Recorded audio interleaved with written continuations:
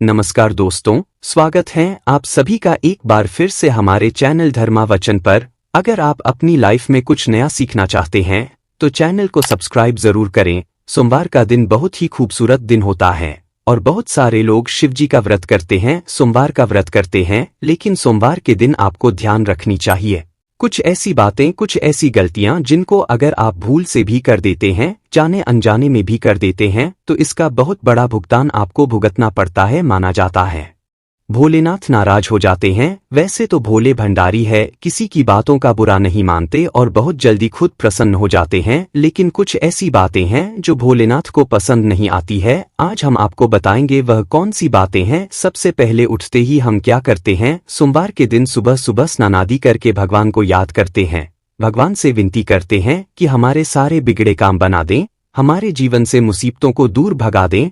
भगवान को और अधिक प्रसन्न करने के लिए हम विधि विधान से तरह तरह से पूजा पाठ अर्चना आदि जैसी चीजें करते हैं ताकि हमारी सारी मनोकामनाएं जल्दी से जल्दी पूरी हो जाए। और इसी कड़ी में भगवान के नाम का उनके समर्पित दिन पर हम स्मरण करते हैं। हमारे शास्त्रों में तो अलग अलग दिन अलग अलग देवताओं को डेडिकेट कर दिया गया है। सोमवार को शिव जी का व्रत रखो, मंगलवार को हनुमान जी का व्रत रखो, बुधवार को गणेश जी का व्रत रखो, बृहस्पतिवार को विष्णु भगवान का व्रत रखो, शुक्रवार को लक्ष्मी माता का व्रत रखो, शनिवार को हनुमान जी और शनिदेव का व्रत रखो, रविवार को सूर्य देवता का व्रत रखो। इस तरह अलग अलग दिन अलग अलग देवी देवताओं के नाम के व्रत को रखने की परंपरा है और उपवास रखकर भगवान को प्रसन्न करने का जिक्र हमारे पुराणों में किया है। भगवान को प्रसन्न करने का यह सबसे अच्छा तरीका माना जाता है। इस उपवास वाले दिन हम 1 टाइम या 2 टाइम जैसे भी खाना न खाकर के खुद को कष्ट पहुंचाते हैं। इस तरह भगवान का ध्यान अपनी ओर आकर्षित करते हैं। आगे बढ़ने से पहले आपसे रिक्वेस्ट करते हैं कि वीडियो को लाइक जरूर करिएगा, अपने दोस्तों को शेयर कर दीजिए और अगर आपने अभी तक हमारे चैनल को सब्सक्राइब नहीं किया है तो चैनल को सब्सक्राइब जरूर करें। यह आपकी मेहनत और भक्ति को देखकर माना जाता है भगवान अपने भक्तों की मनोकामना को पूर्ण करते हैं।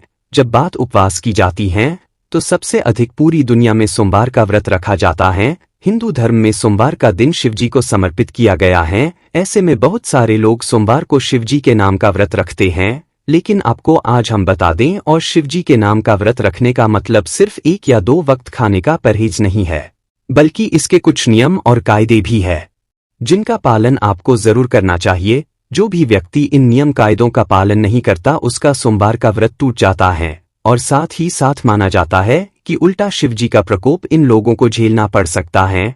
अगर आप भी शिवजी का व्रत करते हैं, सोमवार का व्रत करते हैं, शिवजी की अक्सर पूजा करते हैं, तो आपको ध्यान रखना चाहिए कि कुछ गलतियां बिल्कुल भी भूल से भी आपको नहीं करनी चाहिए। सोमवार के दिन अन्न का सेवन नहीं किया जाता, यह बात सभी जानते हैं। लेकिन कई बार लोग फलाहार यह फरियाल करते समय अनजाने में नमक का सेवन कर लेते हैं।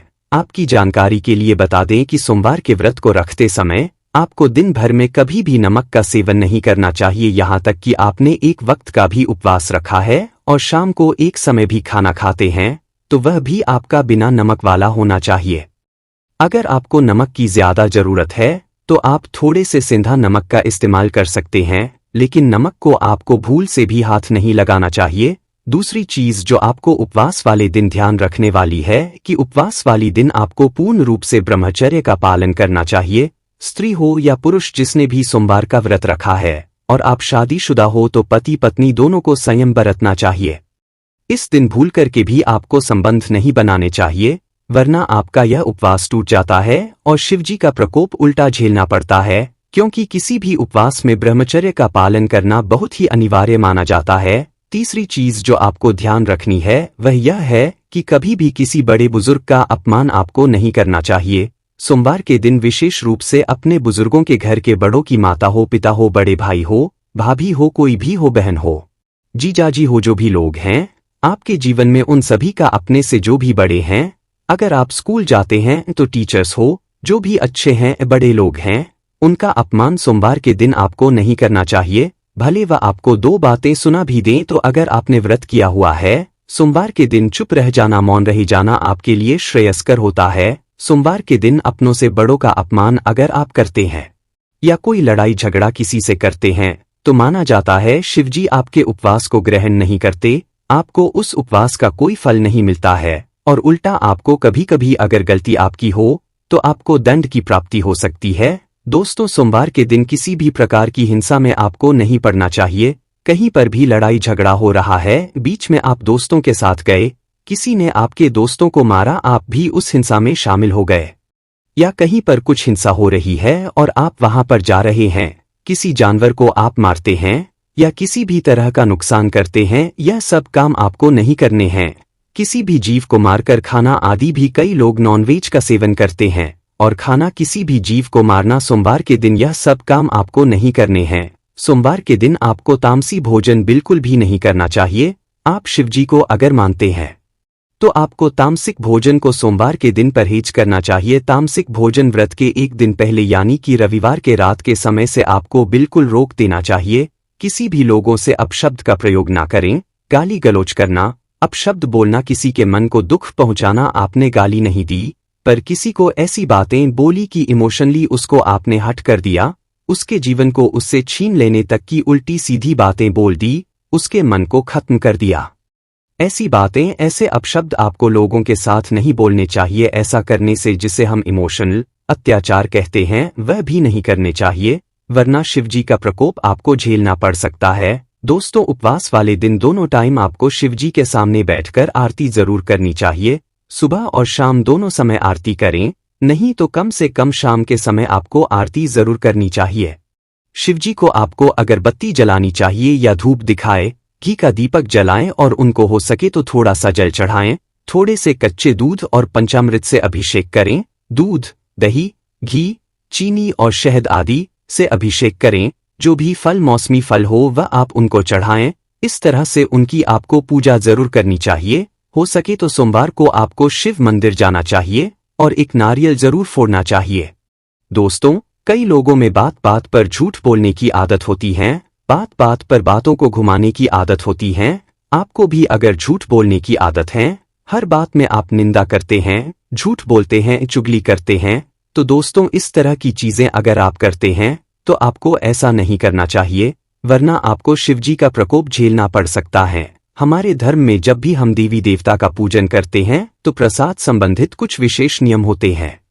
भगवान कृष्णा को जैसे दही का भोग लगाते हैं, माता संतोषी को खटाई की चीजें भोग नहीं लगाते हैं, इसी प्रकार हर देवी देवता के पूजन, प्रसाद और मंदिर से संबंधित खास नियम होते हैं।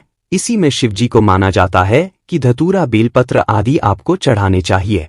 आमतौर पर हमने देखा है कि जब भी लोग जागरण करते हैं, पूजन करते हैं या आरती में शामिल होते हैं तो भगवान के गुणगान के साथ तालियां बजाते हैं, तो इससे भक्त मंडली में एकता आती है, भावना पैदा होती है। जब भी हम परिवार में मिलकर के आरती गाते हैं, सभी लोग एक साथ मिलकर ताली बजा बजा करके आरती गाते हैं, माना जाता है कि तालियों की गूंज से प्रार्थना के शब्द भगवान तक जरूर पहुंचते हैं।